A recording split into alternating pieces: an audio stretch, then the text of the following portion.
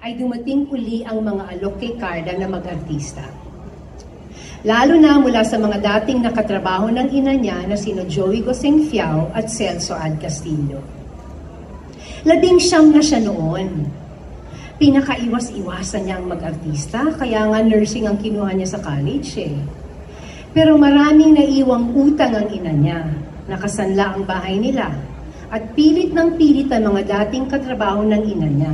Sige na, maski subukan mo lang. Matutuwa kung buhay pa ang ina mo.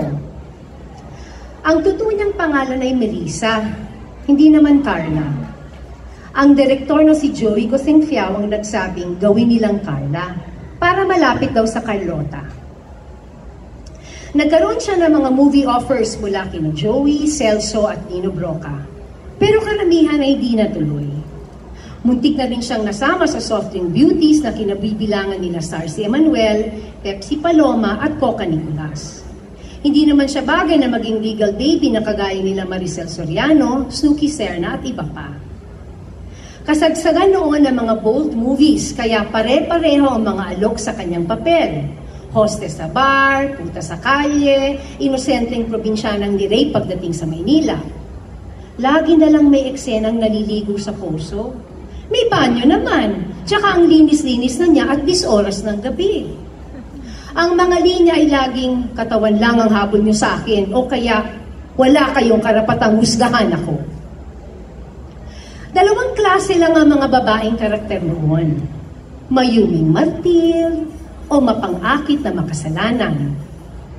Pero sa itsura pa lang ni Carla ay alam na niya kung saan siya ikakahon ng mga producer. Iginiit niya na willing naman siyang magpa-sexy, basta may katuturan. Gusto ko yung karakter na nag-iisip, sabi niya. Kaya sa wakas, pinagbigyan siya ng direktor. Nag-iisip ang karakter niya. Habang hubot-hubad na naglalakad sa ulan. Ay bakit hubot-hubad? Tanong niya. At bakit kailangan naman umuulan? Dahil tropical country tayo, di mo ba alam? Sagot ng direktor. Kaya tumanggi siya.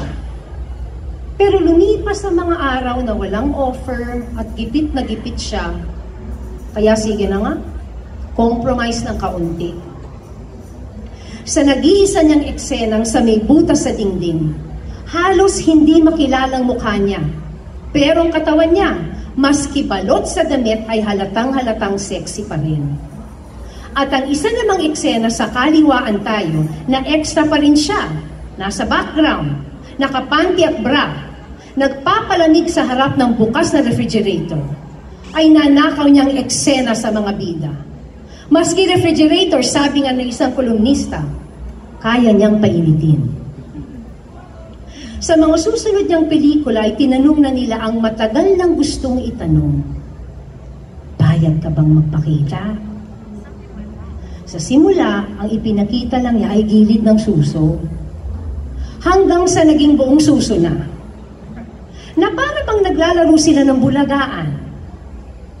Payag ka ba? Sumunod nilang bantulot na tanong na ipakita ang hubad mong likod. Abay di nagtagal, payag ka bang ipakita ang lahat? Nakaharap. Tumanggi na siya. Kaya maraming pelikulang di natuloy. Siya sanang bida sa basang-basa sa gabi. Basang-basa ang gabi. Siya daw yung basa. Diyosa ng katubingan na nangangakit ng mga kalalakihan. Pero gusto nilang ipakitang dumadaloy ang tubig sa buo niyang hubad na katawan. Ano siya, sapa? Muntik na rin siyang maging Jezebel. Pero kailangan daw na hindi laging nakatakip ng mahabang buhok sa mga suso.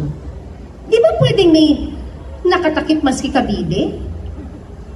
Muntik na rin siyang maging multo. Muntik na rin siyang maging multong putang bubo. Gumagala sa mga kasa ng ermita. Patay na nga pero naghaharap pa rin ng customer. Hey Joe, wanna fuck Joe? Sa wakas ay may tinanggap siya. Historical fantasy na may kabuluhan. Isang Amazonang walang bra. Nakasakay sa kabayo. Hiya! Hiya! Tumutulong sa mga katipunero. Si Celso Ad Castillo ang direktor. pero hindi inaprobahan ng mga censors.